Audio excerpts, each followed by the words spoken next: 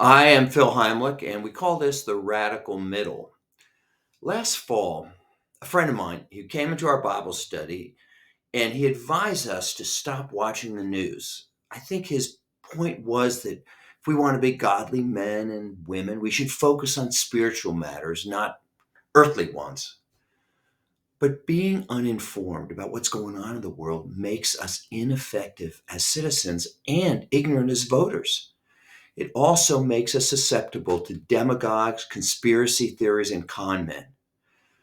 Look at 1930s Germany as an example. Hitler was able to convince most Germans that the Jews had stolen victory from Germany in World War I. How did he do that? Because they didn't know any better. A lot of my fellow Bible thumpers focus on verses in the Bible that encourage us to get wisdom. And there are many that do that.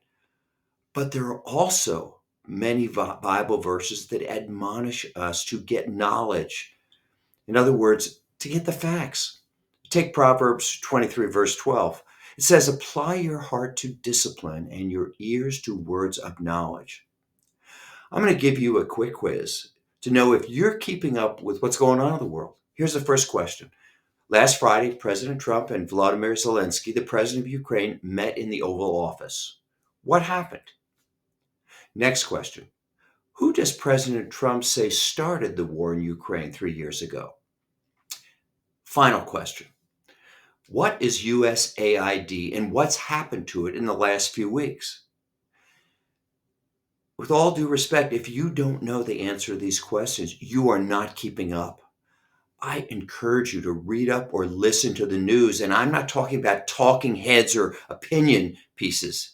NPR has a 10-minute podcast called Up First every morning that summarizes the news in 10 minutes.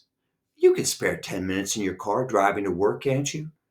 Remember, the Bible tells us that ignorance is not bliss. Or to put it another way, we don't want to be so heavenly minded that we're no earthly good. I'm Phil Heimlich, and this is The Radical Middle.